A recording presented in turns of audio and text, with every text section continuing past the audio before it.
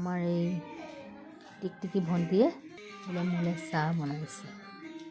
মোক সেইকাৰণে বহি থাকিব দিছে, তাই চাহ বনাই দিব। লগতে আমাৰ ডাঙৰকেইটাও তাইৰ লগত খেলিছে। বিৰাট ফূৰ্তি আৰু পঢ়া শুনাটো নাই, খেলিব পাইছে, কিমান যে ফূৰ্তি মনত।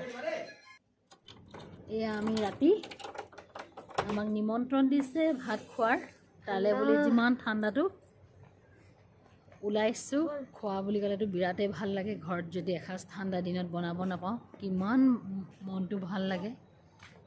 যেনেকৈ আছোঁ তেনেকৈয়ে ওলাইছোঁ। এয়া নিমন্ত্ৰণ দিলেতো নিমন্ত্ৰণ ৰক্ষা কৰিবই লাগিব।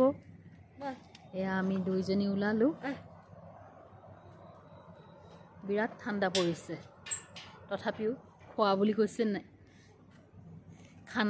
খানা মেইন। ঠিক আছে, এয়া আমি গৈ আছোঁ।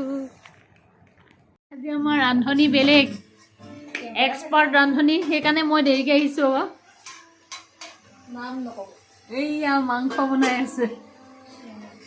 আৰু কি বনালা ইমান আয়োজন? এইয়া কি?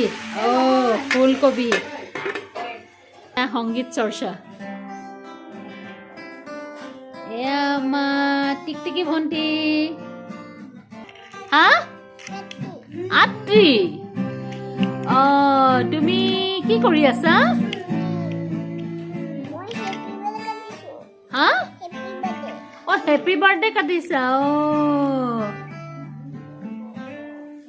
সময় হৈ গ'ল ভাত খাবৰ কাৰণে। মজা হৈছে ন?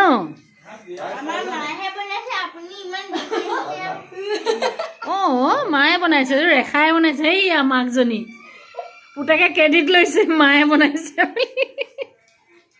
আহিছে হয়তো।